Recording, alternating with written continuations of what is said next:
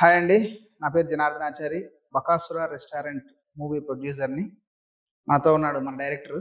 ఈరోజు అతను ఏంటి అని మొత్తం తెలుసుకుందాం. హాయ్ శివ. హాయ్ హాయ్ ఇప్పుడు ఇంటర్వ్యూ కదా హ్మ్. అన్నా అని పిలిచాలా లేకపోతే నేను యా జిమ్ అని దిస్ పిలిచాలా is producer only. You are the ray director అని ఓన్లీ నౌ. పిలిచొచ్చా ఎలా పిలిచినా ఆన్సర్ వస్తే చాలు మంచిగా. Super okay. ఇప్పుడు నేను ఏమంటున్నానంటే ఫస్ట్ నుంచి చూద్దాం. ఓకే ఏంటి 'బకాసుర రెస్టారెంట్' ఏంటి? సినిమా ఏం చెప్పావు? ఏం తీసావు? బకాసుర రెస్టారెంట్ నేనైతే స్టోరీ ఏదైతే చెప్పానో అది స్క్రీన్ మీద ప్రెజెంట్ చేశాను. ఇప్పుడు కరెక్ట్‌గా మాట్లాడుకుందాం. ఎంత చెప్పావు? ఎంతలో తీస్తానని చెప్పావు? 4 మరి ఎంత అయింది ఇప్పుడు? 4.5 దాంట్లో నా ఇంకేంటి? తప్పేముంది. క్యాలిక్యులేషన్స్ చేసుకున్నప్పుడు మనం ఈ సినిమాకి, ఈ కథకు, ఈ ఆర్టిస్టులకు ఇంత పెట్టచ్చా అన్నప్పుడు పెట్టకూడదు. బట్ కథ మీద నమ్మకంతో తీసాం. నీ మీద అని కాదు, ఆర్టిస్టుల మీద అని కాదు. మరి కథ అలాగే వచ్చిందా? అలాగే వచ్చింది. కథ మీద డౌట్ లేదు. ఖర్చు కూడా ఏంటంటే అది డైరెక్షన్ ఫాల్ట్ కంటే ప్రొడక్షన్ ఫాల్ట్. ప్రొడక్షన్ ఫాల్ట్ ఎక్కడెక్కడ మిస్ అయిందంటావు? ఆర్టిస్టులతో మీరు అగ్రిమెంట్లు తీసుకోరు. ప్రాపర్ నేను బంచ్ ఆఫ్ డేట్స్ అడిగితే నేను నెలలో 10 రోజులు అడిగితే నెలకు 1 రోజు 2 రోజులు కూడా ఇవ్వలేకపోయారు. ఎలా ఉంటుందంటే మాకు డైరెక్షన్ డిపార్ట్మెంట్ అందరు కమ్యూనికేషన్ చేసుకోవడానికి పుణ్యకాలం అయిపోయే పరిస్థితి వచ్చింది. ఆర్టిస్టులు ఒక డైరెక్టర్ నమ్మితే అక్కడే కూర్చుండిపోతారు. అరే ఏదో కొడతాడరా వీటితో ఉందామని. మరి ఆ వేలో కూడా ఆలోచించలేదు నువ్వు డేట్స్? అంటే మీరు అదే చెప్తున్నాను కదా, ప్రాపర్ గా ఒక సినిమా కంటే నేను ఈ సినిమాలో నా పాత్ర ఇది, నాకు పక్క సినిమాల కంటే ఈ సినిమా ఇంపార్టెంట్ అని కమిట్మెంట్ చేసుకోవాల్సిన బాధ్యత ప్రొడక్షన్. ఆర్టిస్ట్ ఎప్పుడైనా ఈ డైరెక్టర్ తీయట్లేదండి, మీ డబ్బులు పోతాయండి, మీ సినిమా వేస్ట్ అయిపోతుందని ఎప్పుడైనా చెప్తే నేను ఫెయిల్ అయినట్టు. ఇంకేంటి మ్యూజిక్ ఎంత ఖర్చు పెట్టించావో నాకు తెలుసు. మరి రీచింగ్ గురించి చాలా అద్భుతంగా చెప్పావు. సినిమా పాటలు అయితే అద్భుతంగానే ఉన్నాయి, కానీ ఇంకా రీచ్ వెళ్ళట్లేదని నేను అనుకుంటున్నాను. నువ్వేమంటావు? దాంట్లో ఒకసారి క్యాలిక్యులేషన్ అయితే మిస్ అయింది. బట్ సాంగ్ అవుట్పుట్ రావడంలో మాత్రం, మ్యూజిక్ కొట్టించుకోవడంలో మాత్రం ఆర్ఆర్లో కానీ సక్సెస్ అయ్యాను. బట్ కొన్నిటికి కొంచెం టైం ప్రాసెస్ తీసుకోవచ్చు. డెఫినెట్ గా సినిమా అయిపోయాక మనం అనుకున్న నెంబర్స్ డెఫినెట్ గా రీచ్ అవుతుంది. ఎందుకంటే ఆర్ఆర్ పరంగా పక్కన పెడితే సాంగ్స్ పరంగా మనం పెట్టిన బడ్జెట్ హెవీ. ఒక డెబ్యూ సినిమాకు చాలా బేర్ చేసి పెట్టాను. మరి రిటర్న్స్ ఏంటి పరిస్థితి? సాంగ్స్ పరంగా మనం సాంగ్స్ మాట్లాడుకుందాం. అనురాగ్ కులకర్ణి, రాహుల్ సిప్లిగంజ్, రోల్ రైడా మెయిన్ ఒకటి మ్యూజిక్ డైరెక్టర్ మాట్లాడాడు. వాళ్ళదంతా చూసుకుంటే ఇంకా ఒక డీసెంట్ అమౌంట్. ఇప్పుడున్న మీడియం సినిమాలకు కూడా 40 లక్షలు అవుతుంది మ్యూజిక్ అంటే, కానీ దానికంటే తక్కువనే తీసుకున్నాం. ఇంకోటి ఏంది, స్పాటిఫైలో టాప్ 10 సింగర్ అనురాగ్ కులకర్ణి గారు. తర్వాత ఏంటి, Oscar winner Rahul Sipligunj. Rap లో కూడా one of the top music. వీళ్ళని తీసుకుని కూడా నేను తక్కువగా తీసుకున్నాను. ఇక్కడ మైనస్ ఏంటంటే ఎస్ఏ మ్యూజిక్ తీసుకున్నాం. ఎస్ఏ మ్యూజిక్ కి జీరో ఆడియన్స్ నుంచి ఇప్పుడు ఒక డీసెంట్ నెంబర్ ఆడియన్స్ వచ్చారు. ఎప్పుడైతే సినిమా జనాలకు కనెక్ట్ అవుతుందో ఆడియన్స్ పెరిగేస్తే నీకు రిటర్న్స్ పెరుగుతాయి. సో దాని ప్రమోషన్స్ లో కొంచెం జరుగుతున్నాయి. ఎన్ని రోజులు ప్లాన్ చేసావు? ఫస్ట్ షూటింగ్ స్టార్ట్ చేసేటప్పుడు ఇన్ని రోజులు అది ఇస్తానని అంటావు కదా. 38. ఎన్ని రోజులు అయింది? 41. 47 అయింది అనుకుంటా. 41. క్యాల్సిట్ల ప్రకారం వెళ్తే 62 అయింది.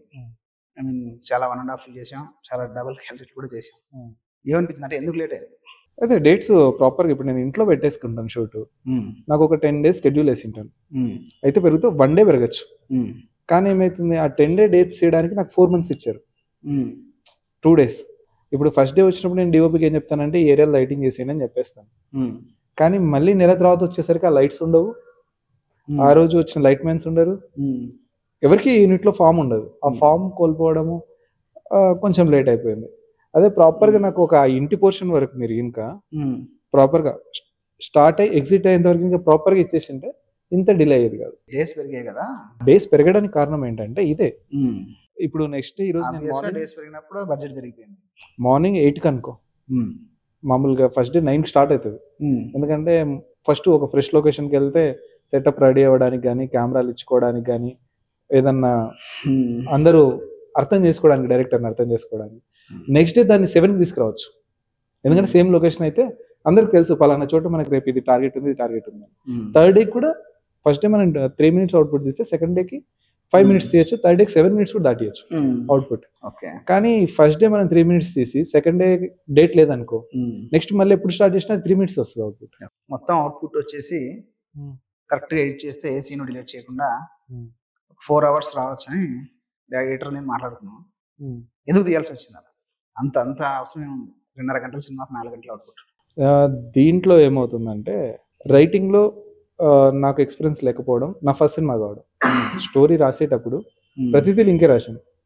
నేను నా సీనియర్స్ని ఎక్స్పర్ట్ని అడిగితే ఇది 2 నిమిషాలకు మించి రాదు, ఇది నిమిషంలో అయిపోతుంది. అక్కడ కొంచెం రాంగ్ అయింది. నేను అది రియలైజ్ చేసుకొని నేను రాసుకున్న స్క్రిప్ట్లో కూడా చాలా తీయలేదు. నేను ఎవరైనా చెప్పినా డైరెక్షన్ అల్టిమేట్. ఒక సీన్ గంట తీయచ్చు, ఒక సీన్ 1 మినిట్ కూడా తీయచ్చు. అంటే దానికి కావాల్సిన జస్టిఫికేషన్ కావాలి కదా. ఇప్పుడు నాయన చచ్చిపోయినా అంటే అయ్యో నాయన అనేది ఒకటి, వాడు ఏ ఎమోషన్లో ఉన్నాడు, ఏ స్టాండర్డ్లో ఉన్నాడు, వాళ్ళు అంటే ఎప్పుడు అర్థమైంది నీకు ఇది కొంచెం రాంగ్ గా ఉంది అని? మధ్యలో అర్థం అవ్వలేదా? మధ్యలో అర్థమయ్యే చాలా సీన్లు తీయలేదు నేను ఇంకా. చాలా సీన్లు తీయలేదు, కొన్ని సీన్లు ట్రిమ్ చేయాల్సి వచ్చింది. ఎందుకంటే నేను 3 hours సినిమా నా విష్, కానీ కమర్షియల్ స్టాండర్డ్స్ అది ఇది అని చెప్పేసి ఇంకొక 1/2 hour తగ్గించాను. అంటే కథ అనుకున్నప్పుడు మనం 220 సినిమా, ఓకే 2.5 గంటల సినిమా అనుకున్నాం. నేను 3 hours అయినా జస్టిఫికేషన్ ఇవ్వగలను అనుకున్నాను. బట్ నా ఉండే మార్కెట్ స్ట్రాటజీ అనాలిసిస్లు వాళ్ళు వీళ్ళందరూ చెప్పేసి ఇంకో 1/2 hour తీయమంటే 1/2 hour తీసాను. ఉన్నంతలో బెస్ట్ ఆర్టిస్ట్లనే ఇచ్చామనుకుంటున్నా. ఎలా ఉపయోగించుకున్న వాళ్ళని? ఆర్టిస్టుల నుంచి నాకు కావాల్సిన పర్ఫార్మెన్స్ వరకు అయితే తెప్పించుకున్నాను. ఎన్ని మార్కులు వేస్తావు అందరికి ఆర్టిస్ట్కి పర్ఫార్మెన్స్ పరంగా? పర్ఫార్మెన్స్ పరంగా అయితే చెప్తే కాంట్రవర్సీ అవ్వచ్చు. ఒకరికి కాదు, జనరల్గా. అంటే స్టోరీ అయితే ఆర్టిస్ట్ ఇచ్చాను అనుకో మీకు 85%, అప్పుడు నువ్వు చెప్పే నెంబర్ మీద ఆధారపడి వాళ్ళు ఆల్రెడీ కొన్ని సినిమాలు చేశారు. ఆ సినిమాలు కొన్నిట్లో బాగా చేసిన వాళ్ళు ఉంటారు, కొన్నిట్లో బాగా పేరు వచ్చి ఉంటుంది, కొన్నిట్లో ఊరికే కనిపించామా వెళ్ళిపోయామా అన్నట్టు ఉంటుంది. నువ్వు వాళ్ళ దగ్గర నుంచి స్పెషల్గా ఏం తీసుకున్నావు? ఒకటి నేను దీంట్లో ఒక వర్డ్ ఏం చెప్తానంటే 85 ఇస్తాను వాళ్ళకి. కానీ నేను చేసిన ప్రాబ్లం ఏంటంటే చెయ్యగలరు కానీ ఎఫర్ట్ పెట్టలేదు. అది మేబీ నేను డెబ్యూ డైరెక్టర్ అన్నా, నాకు తెలియదనో మాకు తెలుసనో, లేకపోతే ఇంకో సమ్ అదర్ బద్ధకం రీజన్ కానీ ఎంగేజ్ చేయాలి కదా వాళ్ళు. నేను అడిగి తెచ్చుకోవడానికే 60% నుంచి 85% వరకు నేను ఎంగేజ్ చేసి తెచ్చుకున్నాను. ఇంకా మిగిలినది అంతా స్కిప్ కొట్టుకుంటూ పోతే అది కొంచెం ఇరిటేటింగ్గా ఉంది. అంటే చేసిన వాళ్ళు ఎవరు? దాని పేర్లు ఎందుకులే, చాతనయ్యి అంటే నేను ఒక డాన్స్ వేయాలి, నాకు వచ్చు చేయొచ్చు కానీ నేను చెయ్యను, అలాంటి డైరెక్టర్ ఏం చేయలేడు. ఓకే, టెక్నీషియన్స్ గురించి చెప్పు. టెక్నీషియన్స్ బాలా వచ్చింది, బాగానే ఇచ్చాం. ఎలా ఉపయోగించుకున్నావు? బాలా నుంచి నేను నెంబర్ ఆఫ్ మౌంటైన్స్ తెచ్చుకోవడానికి బాగా వాడుకున్నాను బాలాని. ఎందుకంటే నాకు మార్నింగ్ 7 కెమెరా పెట్టంటే 7కి పెట్టగలడు, ఈవినింగ్ ఒక 1/2 hourని ఇంకొన్ని 4 షాట్లు తీద్దామంటే తీయగలడు. సపోజ్ నేను ఒక షార్ట్ అడిగానంటే నో చెప్పడు, మాక్సిమం ట్రై చేస్తాడు. So fast worker Bala. Technical team గురించి మాట్లాడుతున్నాను, నాట్ ఓన్లీ కెమెరామెన్, ఎవ్రీథింగ్ అన్నమాట. మ్యూజిక్ డైరెక్టర్ ఏంటంటే నెంబర్ ఆఫ్ డిస్కషన్స్, ఎన్నిసార్లు కాల్ చేసినా అటెండ్ చేయడము, మన దగ్గర ఏముందని తను చెక్ చేసుకోవడం, క్రాస్ చెక్ చేయడము, అవుట్పుట్ మీద మోర్ డిస్కషన్స్ ఈజ్ చాలా supportive. And lyric writer Vishnu, Roll Rida గారు కూడా ఎలా అంటే క్విక్ లెర్నర్, అంటే మనకేం కావాలంటే వెంటనే అవుట్పుట్ ఇవ్వగలదు. Vishnu hard worker. ఎలా అంటే ఎంత మనం కోరుకునే కొద్దీ అంత లిరిక్స్ అందంగా ఇచ్చేసి ఈరోజు విన్న ప్రతి ఒక్కరు మీ సాంగ్స్ బాగున్నాయి అన్నారు. దాంట్లో డెఫినెట్గా విష్ణు కష్టం చాలా ఉంది. ఇంకా మార్తాండ గారు ఈజ్ ద సీనియర్, ఎన్నో సినిమాలు చేశారు కాబట్టి ఆయన ఏ రోజు నాకు పేరు పెట్టలేదు ఎందుకు ఇలా తీశారని. ఓకే, నా కంప్లైంట్ ఏంటంటే మనం అనుకుంది సినిమా బడ్జెట్ దగ్గర పెరగడానికి చాలా కారణాలు ఉండొచ్చు. ఎక్విప్మెంట్ కొంచెం హెవీగా అనుకుంది ఒకటి, వాడింది ఒకటి. చాలా రోజులు ఆ ఎక్విప్మెంట్ తెప్పించి వాడకుండా పంపించేవారు. డబ్బులు కట్టేటప్పుడు బాధ వేసేది, అరే ఏంట్రా ఇది, ఏం జరిగింది? ఎక్విప్మెంట్స్ అంటావు? మనం వాడిన కెమెరా టాప్ మోస్ట్ తెలుగు సినిమాల్లో ఇప్పుడు టాప్ కెమెరానే మీకు ఇచ్చాం. అన్ని ఏ ఎక్విప్మెంట్ కూడా అంటే చిన్న సినిమా ఎక్విప్మెంట్ లాగా ఇవ్వలేదు. చూసావు కదా ఎలా వాడుకున్నావు దాన్ని, ఏదైనా వేస్ట్ చేసావా ఏంటి పరిస్థితి? దాన్ని అవుట్పుట్ లో చెక్ చేసుకోవచ్చు. ఇప్పుడు నాకు ఇచ్చిన 4 కోట్ల బడ్జెట్ లోనే అవన్నీ తీసాను. నువ్వు ఎంత పెద్ద కెమెరా అన్నా, ఎంత పెద్ద సింగర్ ని తెచ్చుకున్నా, ఎంత పెద్ద ఎక్విప్మెంట్స్ తెచ్చుకున్నా, ఎక్కువగా అంటే నా అభిప్రాయం ఏంటంటే ఈ సినిమాలో కెమెరాకి ఎక్కువ పెట్టు. అంటే camera means not only camera, lights, all things, gimbals కానీ, జిమ్మీ జిప్స్ కానీ, ట్రాక్ అండ్ ట్రాలీలు, క్రెయిన్స్, ఎక్స్ట్రాగా అంటే ఎక్స్ట్రా కాదు చాలా ఎక్కువగా వాడేసేది. ఏంటి అవుట్పుట్ మీద దాని మీద ఎలా ఉంటుంది రిజల్ట్? అవుట్పుట్ మనం పెట్టిన దానికి డబల్ చూపిస్తాం. అంటే ఇప్పుడు మనం పెట్టిన బడ్జెట్ మనం చేసిన అవుట్పుట్ కి సంబంధం. ఓకే, వీళ్ళు చాలా ప్రొడక్షన్ వాల్యూస్ ఉన్నాయి, చాలా అవుట్పుట్ కోసం ఖర్చు పెట్టారు, రిస్క్.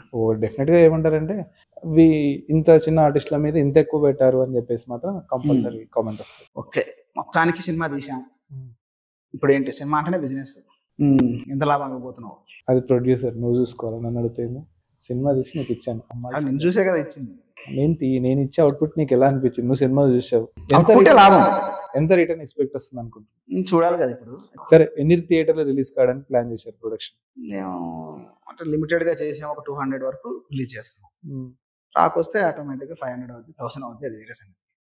సరే, దాంట్లో ప్రమోషన్ పోర్షన్స్ ఏమేమి చేశారు? ప్రమోషన్ టుగెదర్ చేసాం.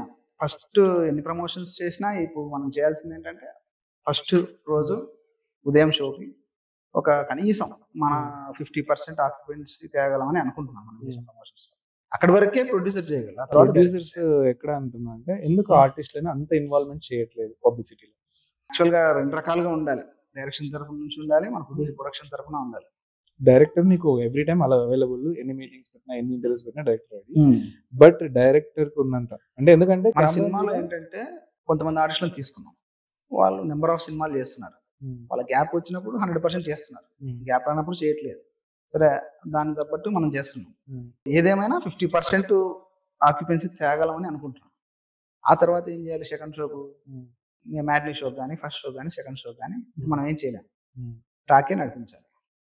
అది ఓకే. నేను చెప్పేది ఇప్పుడు మన సినిమాలో చూసుకుంటే అమ్మాయిలు ఇద్దరు సోషల్ ఇన్ఫ్లుయెన్సర్స్, వాళ్ళకు 1 lakh పైన ఫాలోవర్స్ ఉన్నారు. 2 lakhs, ఒకరు 1 lakh. తర్వాత జయకృష్ణ, వాడు సోషల్ మీడియాలో మంచి వన్ ఆఫ్ ది సెలబ్రిటీ. తర్వాత వైవా హర్ష గారు, ప్రవీణ్ అన్న, కొంచెం వివేక్ దండు, అమర్లత్ వాళ్ళు కూడా కంటెంట్ క్రియేటర్స్. వాళ్ళ బ్యాచ్ 4 ఉంటారు. వీళ్ళందరినీ యూనిటీగా తెచ్చేసుకుని అంటే సినిమా సెట్స్కి అయితే పిలిపించారు. ప్రమోషన్స్ కి ముందు మాట్లాడుకోలేదు ఎందుకు? మేబీ ఫస్ట్ ప్రొడక్షన్ కాబట్టి మనకున్న అనుభవాన్ని బట్టి యాక్చువల్గా ఇది నేను నోట్ చేసుకోవాలి. ఎందుకంటే ప్రతి విషయం నుంచి ఒకటి నేర్చుకుంటాం. ఈ ప్రొడక్షన్ నుంచి నేను నేర్చుకుంది ఇది.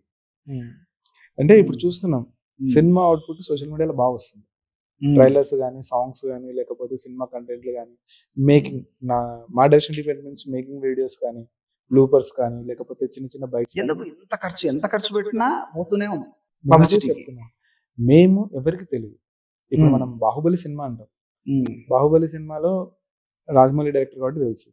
అలాంటి 100 సినిమాల్లో ఎవరి డైరెక్టర్ ఫేస్ ఎవరికి తెలియదు, కెమెరామెన్ ఫేస్ ఎవరికి తెలియదు, ఎడిటర్ ఫేస్ ఎవరికి తెలియదు, టెక్నీషియన్ ఫేస్ ఎవరికి తెలియదు. ఎవరు మోస్తారు దాన్ని? అంతా ఆర్టిస్టులు మోస్తారు, తర్వాత ప్రొడ్యూసర్స్ మోస్తారు. కానీ ఇక్కడ ఏమవుతుందంటే మీ అందరికంటే మేము ఎక్కువ ముందర. నా మ్యూజిక్ డైరెక్టర్ పెడుతున్నాడు బలంగానే, డైరెక్షన్ డిపార్ట్మెంట్, ఎడిటింగ్ డిపార్ట్మెంట్ అన్నిట్లో కూడా ఇన్వాల్వ్మెంట్ ఎక్కువ. సో మీరు జనాలకు రీచ్ అవ్వాలి అంటే, ఖర్చు తగ్గాలి అంటే, ఇప్పుడు రోడ్డు మీద నేను కానీ ఏ టెక్నీషియన్ కానీ పోయేదానికి వైవర్ష నిలబడితే వచ్చే క్రౌడ్కి డిఫరెన్స్ ఉంది. ఇక్కడ నాకు ఒకరు కూడా రాకపోవచ్చు, అక్కడ కనీసం 500-600 మంది వస్తారు. సో ఆయన ప్రమోషన్ చేస్తే మీరు అనుకున్న రీచ్ వస్తుంది, ప్రవీణ్ అన్న ప్రమోషన్ చేస్తే ఆయన అనుకున్న రీచ్ వస్తుంది, జయకృష్ణ ప్రమోషన్ చేస్తే మీరు అనుకున్న రీచ్ వస్తుంది. వీళ్ళని మీరు ఎప్పుడైనా యాక్టివేట్ చేస్తే ఇంకొంచెం పుష్ అవుతుందని నా ఒపీనియన్. ఎందుకంటే జీరో ఆడియన్స్ మేము. ఇంకా నాకు కూడా చాలా మంది డైరెక్టర్లు ఫేసులు తెలియదు, పేర్లు ఎన్ని వింటాను. సో పర్సన్ అంటే పేరు తెలుస్తుంది కానీ ఫేస్ తెలియదు. ఎందుకంటే పబ్లిక్ రోడ్ లో మాకు అంత ఇమేజ్ ఉండదు. కానీ ఒక ఆర్టిస్ట్ చిన్న జోక్ వేసి కమెడియన్ ఫేమస్ అయినా తన కోసం సెల్ఫీలు, కామెడీలు ఇవన్నీ బాగా వస్తాయి. జెన్యూన్ గా ఈ సినిమాలో నువ్వు చేసిన తప్పులు ఏంటి చెప్పు.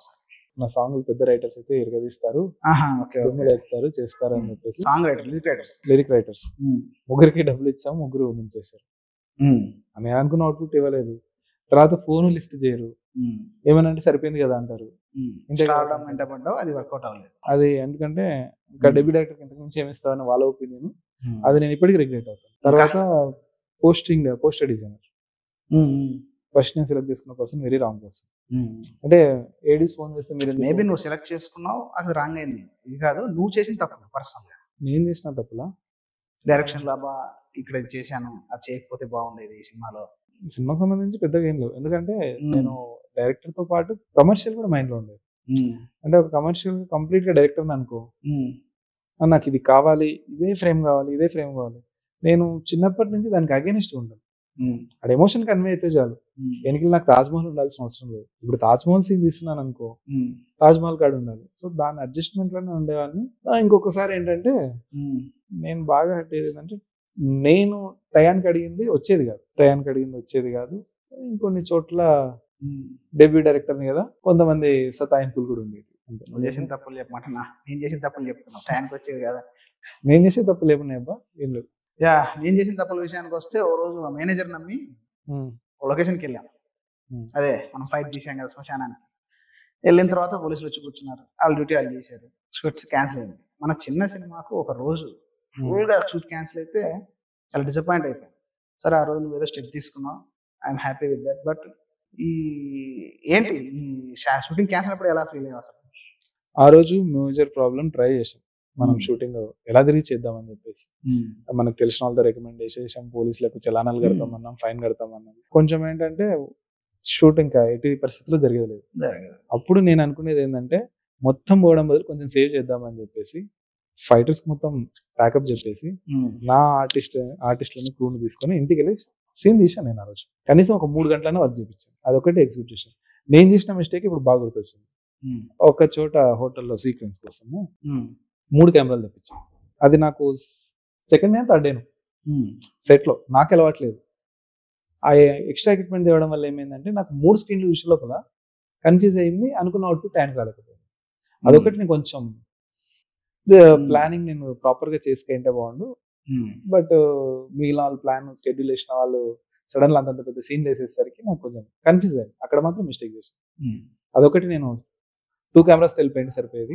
ఫుడ్ తీసుకోవడానికి లోపల పెట్టాను కదా ఒకటి, ఒక్కొక్క 1 ఐటమ్ తీసి పెట్టేది, ఫోటో తీసేది. ఇంకా ఒక కెమెరా వాడింటే సరిపోయేది అనిపించింది. ఎందుకంటే 2 కెమెరాలో ఏ చిన్న తప్పు దొరికినా మళ్ళీ రీషాట్ అనేవాడు. అరే ఇక్కడ ఆ కెమెరాలో ఉంది కదా, ఆ షాట్ వాడడం అనేవాడు కాదు. అంటే అది నేను చెప్తున్నాను కదా, డే 3కి అన్ని ఎక్విప్మెంట్స్ వచ్చేసరికి కొంచెం కన్ఫ్యూజ్ అయిపోయింది. అది మిస్టేక్. ఒక ప్రొడక్షన్ హౌస్కి యాజ్ ఎ డైరెక్టర్గా నువ్వు మాకేం మాట్లాడుతావు? ప్రొడక్షన్ హౌస్కి అయితే నేను 100 ఇస్తాను. ఎందుకంటే నేర్చుకోవాలనే తప్పని ఇంపార్టెంట్. అందరికి పుట్టుకతో అన్ని రావు. బట్ ఇక్కడ ఏదైనా చాలా ఉన్నాయి కదా. 100 ఎలా ఇస్తానంటే, అంటే చెప్తున్నాను, ఇప్పుడు నువ్వు ఆల్రెడీ ఒక ఎస్టాబ్లిష్ ప్రొడక్షన్ ఉండి నీకు తెలిసి కూడా తప్పు చేసినావు అనుకో, మైనస్ అవుతుంది. ఇక్కడ పొరపాటు జరిగాయి, తప్పు జరగలేదు. అక్కడ ఏదైనా ఛాలెంజ్ వస్తే కూడా దాన్ని దాటి ఎలా వెళ్ళాలని చూశారు. కానీ అయ్యో ఈ కష్టం వచ్చేసింది కదా, ఇప్పుడు ఏం చేద్దాం. Is being a production is not simple thing. ఎందుకంటే సడన్ గా మనం అన్ని ప్లాన్ చేసుకుని 5 మందిని ప్లాన్ చేసుకున్నప్పుడు ఒక డేట్ క్యాన్సిల్ అవ్వడం వల్ల 4 మీదకి ఎక్కేస్తారు. మా డేట్లు ఎందుకు పోతున్నాయి. వాళ్ళందరూ ఫ్రెండ్ గానే ఉంటారు బయట, కానీ అదంతా ప్రొడక్షన్ ఫాల్ట్ లాగా చూపిస్తారు. ఈ ఛాలెంజెస్ అన్ని దాటుకొని సినిమా రిలీజ్ వరకు తీసుకురావడం. ఎందుకంటే ఇయర్లీ 300 సినిమాలు ఓపెన్ అయితే 30 సినిమాలు కూడా రావు రిలీజ్. సో ఆ ఎగ్జిక్యూషన్ లో నేను 100 మార్క్స్ ఇచ్చేస్తాను. భవిష్యత్తు సినిమాలో ఈ మిస్టేక్స్ ఇంకా రిపీట్ అవ్వకుండా చూసుకుంటే చాలు. అంతే కదా, మిస్టేక్స్ అనేది కవరింగ్ ఉండాలి. తర్వాత బిజినెస్ పాయింట్ లో బాగా డిసప్పాయింట్ అయిన అంశం ఏంటంటే ఓటీటీలు ఎలా జరిగాయంటే, సినిమా ఏంది, స్టోరీ ఏంది ఎవరు అడగలేదు. మనం అనుకుంది అదే, సినిమా బాగుంటే ఆల్రెడీ మంచిగా అమౌంట్ వస్తుంది, సినిమాతో ఎంగేజ్ చేయొచ్చు అనుకున్నాం. కానీ వాడు సినిమా చూడకముందే ఇది సినిమా, వీళ్ళ ఆర్టిస్టులు, ఈ డైరెక్టర్, ఈ ప్రొడక్షన్ ఇంతే. అంటే మనం ఏం చేసినా అంతేనేమో, మేబీ చుట్టుపడేసినా చూడు కదా. ఏమనిపించింది నీకు? ఇక్కడుండే స్కామ్ అర్థమైంది. ఒక మనిషిని ఫస్ట్ ఎలా ఉంటుందంటే, నువ్వు ఏం చదువుకున్నావు అని అడగకుండా నువ్వు పొడుగున్నావు, పొట్టిగున్నావు, నల్లగున్నావు, తెల్లగున్నావు జడ్జిమెంట్ చేయడం, వాని ఎడ్యుకేషన్ బట్టి సర్టిఫికేట్ చేయడానికి డిఫరెన్స్ ఉంటుంది. సినిమాని అడిగేటప్పుడు ఏం అడగాలి? కథ ఏంటి, కథ ఎలా డ్రైవ్ అయింది, ఇది జనాలకు నచ్చుతుందా లేదా, ఈ 4 పాయింట్లు అడగాలి. ఈ 4 పాయింట్లు కాకుండా 5వ పాయింట్ ఒకటి ఉంటుంది, యాక్టర్ ఎవరు, డైరెక్టర్ ఎవరు. ఈ 4 పాయింట్లు అడగకుండా అదొక పాయింట్ అడిగారు. అదొక పాయింట్ వల్ల ఏమవుతుందంటే, సినిమా చూడడానికి 2.5 గంటలు కూడా ఫ్రీ లేని ఓటీటీ ఛానల్స్ ఎక్కువైపోయాయి. ఇన్ని ఛానల్స్ ఉన్నాయి, వాళ్ళకి ఏమవుతుంది, ఫ్రీ షోనే, లింక్ పంపిస్తే షో చూడడానికి కూడా ఫ్రీ టైం లేకుండా సినాప్స్, ట్రైలర్ చూసుకొని మేము జడ్జిమెంట్ చేసే ఓటీటీ ఛానల్స్ లో కొంచెం డిసప్పాయింట్మెంట్ ఉంది. దాంతో పాటు మధ్యలో దళారులు ఉన్నారు. ఒకడు ఫోన్ చేస్తాడు, నేను పేపర్ రివ్యూ ఇస్తా అంటాడు. ఒకడు ఫోన్ చేస్తాడు, నేను అది చేస్తాను అంటాడు. కొంతమంది ఆఫీస్కి వచ్చేసారు, నేను అమ్మిచ్చేస్తానంటే ఏం సినిమా అమ్మిచ్చారా అంటే చెప్పలేరు. అది కొంచెం ఎక్కువైపోయింది. ఇంకోటి ట్రెమెండస్ ఒక డెసిషన్ నువ్వు తీసుకున్నావు, ఎవరికి తెలియని డెసిషన్. ఎస్జే మ్యూజిక్ ని స్టార్ట్ చేయించావు. సాంగ్స్ నేను అమ్మేస్తే ఒక 10 లక్షలు ఎంతో కొంత వచ్చేటివి. ఆ డెసిషన్ నువ్వు ఎలా సపోర్ట్ చేస్తావు? ఇప్పుడు బయట వాళ్ళు ఇది ఓన్లీ ఈ సినిమాకు మాత్రమే, లేదంటే ఫైనాన్షియల్ మ్యాటర్గా మాత్రమే కాకుండా మనం చాలా ఖర్చు పెట్టి చేసాం. చాలా ఖర్చు పెట్టి చేసినప్పుడు అంతకంటే తక్కువ ఇవ్వడానికి మనసు ఒప్పదు. అలానే అన్నీ ఇవ్వట్లేదా అంటే ఇస్తున్నారు. సినిమా ముందుకెళ్తే చాలు, ఈ పాటలు జనాల్లోకి వెళ్ళిపోతే ఆ ప్రమోషన్లో ఈ మనీ తక్కువ వచ్చిన మనీ అక్కడ కవర్ అయితే చాలు అనుకునే వాళ్ళు కూడా చాలా మంది. బట్ కొంచెం భయపడ్డాను స్టార్ట్ చేద్దాం ఎస్జే మ్యూజిక్ అని అన్నప్పుడు. ఎస్జే మ్యూజిక్ అవుతుందా పైగా స్పాన్ తక్కువ. అంటే మనం తీసుకున్న డెసిషన్ నుంచి మనం ఎగ్జిక్యూట్ చేసిన డేట్కి మేబీ 20 days ఉందా, ఆ 20 days. బట్ ఇప్పుడు గుడ్ డెసిషన్ అని అనిపిస్తుంది. కొంతమంది అడుగుతున్నారు బయట, ఎందుకండి అనవసరంగా ఏ పెద్ద కంపెనీకి ఇవ్వకపోయారా, వాళ్ళు పొలాలు పడేవాళ్ళు, మీ సినిమాని జనాల్లో తీసుకెళ్లే వాళ్ళు అని. బట్ మనం కూడా బాగానే తీసుకెళ్ళాం నేను అనుకుంటున్నాను. నువ్వు అనుకుంటున్నావు? ఎస్జే మ్యూజిక్ అనేది ఓన్లీ బకాస్ రెస్టారెంట్ కోసం అయితే రాంగ్ డెసిషన్. ఫ్యూచర్ లో దీని ఒక కంపెనీగా స్టార్ట్ చేసి మిగిలిన సినిమాలు కొని లిరికేటర్స్ అడాప్ట్ చేసుకొని ప్రాపర్ బిజినెస్ దానికోసం మనం బకాసుర రెస్టారెంట్ భరించామంటావా? చేస్తే ఎందుకు టెంకాయ ఓపెనింగ్ బిందునే వేసాం అనుకోవచ్చు కదా. ఓపెనింగ్ అంటే ఈ సినిమాకి ఏంటి ఉపయోగం? ఈ సినిమాకు ఎప్పుడైనా గుర్తుపెట్టుకోండి, మీరు పెద్దవి చూడు, ఎనీ పెద్ద పెద్ద మ్యూజిక్ కంపెనీల పేర్లు ఎందుకు, వాళ్ళు నెలకు 4-5 సినిమాలు కొడుతున్నారు. లిస్ట్ ఓపెన్ చేయి, ప్రతి సినిమాకి ఎన్ని వ్యూస్ వచ్చాయి, ఎంత రేస్ వచ్చింది. ఇప్పుడు కొన్ని సినిమా పేర్లు కూడా నేను చెప్తాను నీకు, ఆ సినిమా పేర్లు తెలియదు కానీ పెద్ద మ్యూజిక్ కంపెనీలకే ఇచ్చారు వాళ్ళు కూడా. మరి ఆ మ్యూజిక్ కంపెనీ వల్ల వీళ్ళ పేరుకి తెలియలేదు, అదొక మిత్. ఓకే, నేను పలానా వాళ్ళు ఉంటేనే చేస్తాను, పలానా వాళ్ళు ఉంటే నేను కూడా గ్యారంటీ ఇవ్వలేను, వాళ్ళకి ఇస్తే ఖచ్చితంగా వస్తున్నారు. ఒకవేళ దీంట్లో నిజంగా పోయినా సెల్ఫ్ మిస్టేక్ వల్ల పోయినా సాటిస్ఫాక్షన్ ఉంటుంది. ఒక నేను నమ్మిపోవడం కంటే ఇది. ఎస్జే మ్యూజిక్ అనేది ఏంటంటే నాకు ఎప్పటి నుంచో మ్యూజికల్ కంపెనీ ఒకటి స్టార్ట్ చేయాలని కూడా ఒక ఇంట్రెస్ట్. సో దానికి ఏమనుకున్నానంటే ఈ రోజు లేట్ అవ్వచ్చు, సాంగ్స్ మీద నమ్మకం ఉంది, మ్యూజిక్ మీద నమ్మకం ఉంది, ఏదో ఒక రోజు బకాస్ రెస్టారెంట్ మనం పెట్టిన డబ్బులను తెస్తేనే నేను స్ట్రాంగ్గా బిలీవ్ చేస్తాను. యాజ్ ఎ డైరెక్టర్గా ప్రొడక్షన్ హౌస్ బాగా తిట్టుకున్న సందర్భం ఏంటి? మీతో సమస్య ఒకటే అబ్బా, సెట్ టైంకి నేను పొద్దున ఏం చెప్పింటాను, పొద్దున అంటే చెప్తా చూడు, పొద్దున ఏం చెప్పింటానంటే నాకు ఫుల్లో షార్ట్ ఉంటుంది, టెంకాయ కొట్టేది 7:30 పెట్టింటాను. నేను మా వాళ్ళకి చెప్తాను, అరే రాత్రి టెంకాయ కొనండి అని చెప్పేసి. మీ ప్రొడక్షన్ టీమే, ఎందుకంటే కో డైరెక్టర్ మేనేజర్లు అంతా మీ టీమే. వాళ్ళు ఏం చేస్తారంటే ఇప్పుడు ఎందుకు పొద్దున మేము తెస్తాం కదా అంటారు. నేను కెమెరా అంతా రెడీ చేసినాక షాప్ తెచ్చలేదని చెప్తారు. అర్థమైందా? ఇటువంటి చిన్న చిన్న అంటే కొంచెం ఈగోయిస్టిక్స్ అనమాట. నేను సంతకం పెడితేనే పని కావాలి, నా పర్మిషన్ తీసుకోవాలి, ఆ పర్మిషన్ టయానికి రాదు. మీ మీద ఉండే ఒక కామెంట్ ఏంటంటే నేను 8 గంటలకు అవుట్పుట్ కావాలంటే 8 గంటల వరకు పర్మిషన్ అయ్యింది నాకు. అదొక్కటి కవర్ చేసుకుంటే మాత్రం ఇంకా నెక్స్ట్ అన్ని బాగానే ఉన్నాయి, కావాల్సినవన్నీ ఇచ్చారు, టయానికి ఇయ్యారు అంతే. ఒక ఫార్మాలిటీ లేయర్ ఉంటుంది, అప్రూవల్ అల్టిమేట్గా ఇస్తారు. అది రాత్రి ఇచ్చేదానికి పొద్దున ఇచ్చేదానికి చాలా కంప్లైంట్ అది కావచ్చు, కానీ అలాంటి అప్రూవల్స్ ఉన్నందుకే 4 లోనే ఫినిష్ అయిందేమో అనుకుంటున్నాను. నేను మిస్టేక్ చెప్పాను అంతే, ఇది కంపల్సరీ మిస్టేక్ అని చెప్పాను. కొన్నిటికి ఉండకూడదు, కొన్నిటికి ఉండాలి. ఓకే, 8వ తేదీ రిలీజ్ అవుతుంది మన సినిమా. నువ్వేం చెప్పావు, నేనేం విన్నాను, నేనేం చెప్పాను, నువ్వేం విన్నావు, ఇవన్నీ రిజల్ట్ వచ్చేది. తర్వాత ఇంకొకటి చెప్పావు, నేనేం టెన్షన్ పడట్లే కానీ మన ఇద్దరి మధ్యలో ఉండే క్వశ్చన్ ఆడియన్స్ కూడా చెప్పాను. ఫస్ట్ ఎస్జే మూవీ స్టార్ట్ చేసేటప్పుడు ఒక డెసిషన్ అనుకున్నాను, ఏంటి సంవత్సరానికి 2 సినిమాలు తీయాలని. సంవత్సరం తర్వాత ఒకటే సినిమా తీసాం. ఎప్పుడైనా ఫాస్ట్ అందుకుంటుందా? డెఫినెట్ గా అందుకుంటాం. రెడీగా ఉన్నాయి సబ్జెక్ట్స్, బట్ మనం రిలీజ్ చేస్తే ప్రాపర్ రిలీజింగ్ సినిమా ఒకటి మనకు ఉంటే తప్ప హీరో డేట్స్ ఇవ్వాలంటే ఏం చేశారండి ఇంతకుముందు, మనం ఎంత డబ్బులు ఇస్తామో అతను డేట్లు ఇవ్వడు, మనకి ఎక్స్పీరియన్స్ ఉంటేనే డేట్లు ఇస్తాడు. సో దీన్ని ఒక బెంచ్ మార్క్ ఉపయోగించుకోవాలనేది నా ఆలోచన. బకాసుర రెస్టారెంట్ ఇది bench mark for SJ movies. దీన్ని చూపించి ఏమంటే మేము పలానా సినిమా చేసాం, పలానా ప్రమోషన్ చేసాం, పలాగా రిలీజ్ చేసాం, అన్ని ప్రాపర్గా చేసాం. సో ఎక్స్పీరియన్స్డ్, మా దగ్గర మంచి కథ ఉంది, డైరెక్టర్ ఉన్నాడు, కథ వినండి అంటే వింటారు. ఆ తర్వాత నెక్స్ట్ జరుగుతుంది. బకాసుర రెస్టారెంట్ మీరు అనుకున్న నెంబర్స్ రాకపోయినా మీరు నెక్స్ట్ సినిమా తీస్తారు. తప్పదు కదా. అంటే ఎంత ఒకవేళ వచ్చింది అనుకున్నాం తక్కువ, ఆ తక్కువకి సంబంధించిన నాలెడ్జ్ గెయిన్ చేసాం అంటే అంత పెట్టి నేర్చుకోవాల్సిన నాలెడ్జ్. ఇప్పుడు అంతా హంట్ నడుస్తుంది, కథ అవసరం లేదు, ఇది అవసరం లేదు, కాంబినేషన్ ఉంటే చాలు. కాంబినేషన్ ఉంటే రిటర్న్స్ వచ్చేస్తాయి, కాంబినేషన్ ఉంటే. మొన్న రిలీజ్ ఈవెంట్ లో కూడా అందరూ అదే క్వశ్చన్ చేశారు, జస్ట్ కాంబినేషన్ ఉండే. నువ్వు కాంబినేషన్ నమ్ముతావా, కంటెంట్ నమ్ముతావా? మూవీస్ నుంచి ఓన్లీ కంటెంట్ మూవీస్ చేయాలనుకుంటున్నాను, బట్ కాంబినేషన్ కంప్లీట్ గా కాకపోయినా మొన్న అర్థమైంది ఏంటంటే అవి ఉంటే మన ప్రమోషన్ అనేది మనం చేసిన దానికంటే ఇంకొంచెం జనాల్లోకి వెళ్ళిపోతుంది. ఇంకోటి ప్రతి బ్యానర్ కి ఏముంటదంటే ఎస్టాబ్లిష్డ్ యాక్టర్స్ అని ఉంటుంది. కనీసం ఎస్జే మూవీస్ అని ఒక 30% న్యూ ఆర్టిస్ట్లకి ఉన్న ఆఫర్స్ ఇచ్చే ఛాన్స్ ఉంది. యా అంటే మనకు కనపడాలి, టాలెంట్ ఉంటే డెఫినెట్గా. అంటే ఆడిషన్ ఇస్తాడు, టాలెంట్ ఉంటుంది, బట్ వాళ్ళకి ఏంటంటే ప్లాట్ఫామ్ ఉండదు. యా ఆర్టిస్ట్లనే కాదు, టెక్నీషియన్స్ కూడా మనకు నేమ్ అవసరం లేదు, వర్క్ ఈజ్ ఇంపార్టెంట్. వర్క్ ఇస్తే కొత్త వాళ్ళకి కూడా ఇదండి బకాసురా రెస్టారెంట్లో మా కష్టాలు, మా కన్నీళ్ళు, ఇన్నో జర్నీస్ దాటుకొని ఈ 8th థియేటర్కి రాబోతున్నాము. దాంతోపాటు ఇది ఒక కొత్త సినిమా, నాకే కాదు ఒక బ్యానర్కి కొత్త సినిమానే, అండ్ ఫ్యూచర్కి కూడా ఇది కొత్త సినిమానే. ఎస్ఏ మూవీస్లో కొత్త కంటెంట్స్ వస్తాయని చెప్పడానికి ఒక ఎగ్జాంపుల్ బకాసురా రెస్టారెంట్. మేము ఇంత కాన్ఫిడెంట్ ఎందుకు చెప్తున్నాం అనేది మీరు 8th థియేటర్లో వెళ్ళి చూస్తే తెలుస్తుంది. అండ్ ఈ సినిమాని ఆదరించి మీకు నచ్చితే హిట్ చేస్తే ఎస్జే మూవీస్ ప్రతి ఇయర్ 2 సినిమాలు అందిస్తుంది. ఇంకోటి ప్రొడ్యూసర్ గారు కూడా చాలా స్ట్రాంగ్గా చెప్పారు, this banner for only debut directors, not established. మీ దగ్గర స్ట్రాంగ్ కంటెంట్ ఉండి, మీ దగ్గర స్ట్రాంగ్ కథ ఉంటే మనం కలిసి ట్రావెల్ అవుదాం, మంచి కథ తీద్దాం అనే ఉద్దేశంతోనే ఈ బ్యానర్ స్టార్ట్ అయింది. సో మీరందరూ బకాసురా రెస్టారెంట్ చూసి మమ్మల్ని ఆశీర్వదించి ఈ బ్యానర్ని కూడా ఆశీర్వదిస్తే ఎంతోమంది కొత్త వాళ్ళకి అవకాశాలు కలిగించడానికి ఈ బ్యానర్ కష్టపడుతుందని చెప్పేసి తెలియజేసుకుంటున్నాం. Please watch Bakasura restaurant and theatres 8th August. Thank you.